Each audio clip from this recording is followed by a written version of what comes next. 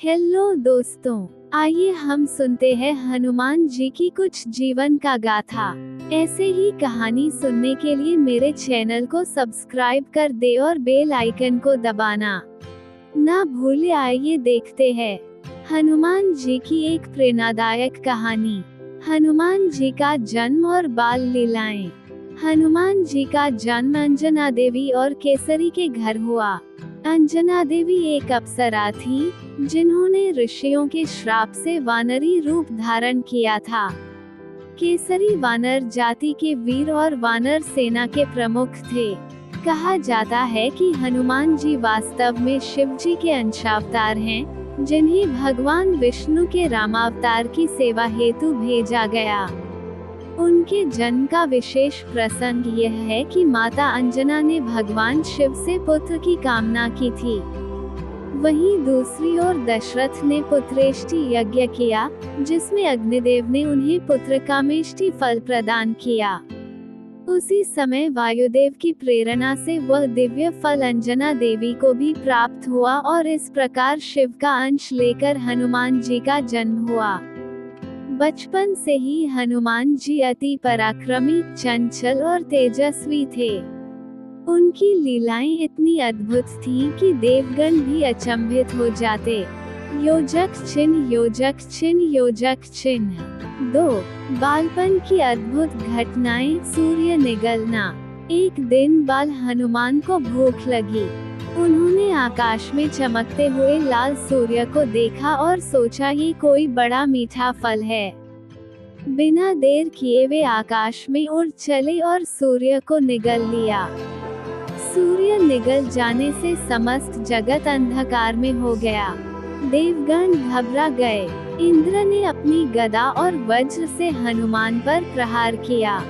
वज्र उनके ठोड़ी पर लगा और वे अचेत होकर गिर पड़े। वायुदेव अपने पुत्र को अचेत देख क्रोधित हुए और संपूर्ण वायु प्रवाह रोक लिया। इससे सृष्टि का संतुलन बिगड़ गया, प्राणी तड़पने लगे। तब देवगण और ब्रह्मा जी वायुदेव को शांत करने पहुँचे। उन्होंने हनुमान जी को अमृतत्व और वरदान प्रदान किए। योजक चिन्ह, योजक चिन्ह, योजक चिन्ह। 3.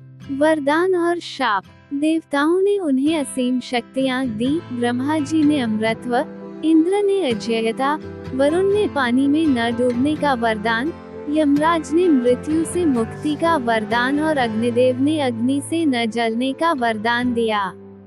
किंतु उनकी चंचलता से ऋषि मुनि परेशान होने लगे।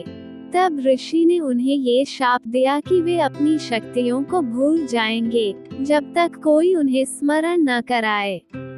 यही कारण है कि आगे चलकर जाम्बवंत ने उन्हें उनकी शक्ति याद दिलाई। योजक चिन्ह, योजक चिन्ह, योजक चिन्ह। 4. राम भक्त बनने की भूमिका। समय बीता। भगवान राम जब वनवास में थे तो उनकी भेंट ऋषिमुख पर्वत पर सुग्रीव से हुई। उसी समय हनुमान जी ने पहली बार श्री राम और लक्ष्मण की सेवा में अपने को प्रस्तुत किया। हनुमान जी ने ब्राह्मण रूप धारण करके राम से परिचय कराया और उनके चरणों में अपना हृदय अर्पित कर दिया। यही क्षण था जब वे आजीवन श्री राम के सेवक और परम भक्त बने।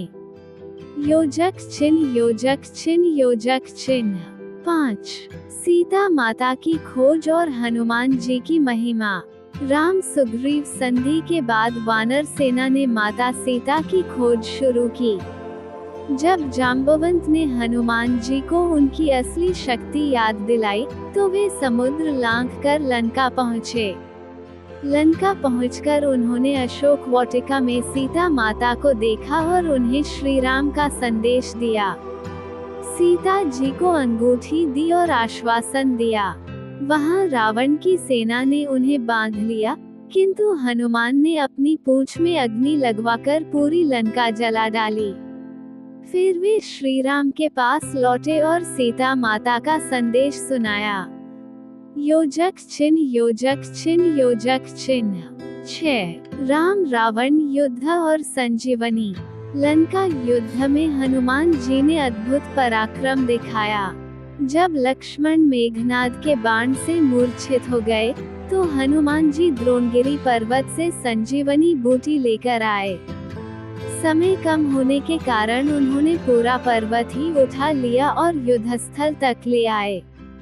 योजक चिन्ह, योजक चिन्ह, योजक चिन्ह। 7 राम विजय और हनुमान जी की गौरव गाथा। युद्ध समाप्ति के बाद श्री राम ने हनुमान जी को गले लगाया और कहा, सीता की खोज से लेकर विजय तक सब कार्य तुम्हारी ही बदौलत संभव हुआ। संसार में तुम्हारे जैसा दूसरा सेवक नहीं। हनुमान जी ने उत्तर दिया, प्रभु, मैं तो केवल आपका दास हूँ, सब सामर्थ्य आपकी कृपा से ही है। योजक चिन्ह, योजक चिन्ह, योजक चिन्ह। 8 आगे का जीवन और कलियुग में उपस्थित। त्रेता युग के बाद भी हनुमान जी जीवित रहे। कहा जाता है कि वे आज भी धरती पर विराजमान हैं और जहाँ कहीं भी राम कथा या राम नाम गाया जाता है, वहाँ अदृश्य रूप से उपस्थित रहते हैं। योजक चिन्ह, योजक चिन्ह, योजक चिन्ह। 9 भक्तों के लिए प्रेरणा। हनुमान जी केवल पराक्रम के प्रतीक ही नहीं, बल्कि भक्ति, निष्ठा और समर्पण के भी प्रतीक हैं। उनकी कथा हमें ये सिखाती है कि जब तक हम अपने जीवन में गुरु ईश्वर के प्रति विनम्र और सेवा भाव रखते हैं, तब तक कोई भी संकट हमें डिगा नहीं सकता।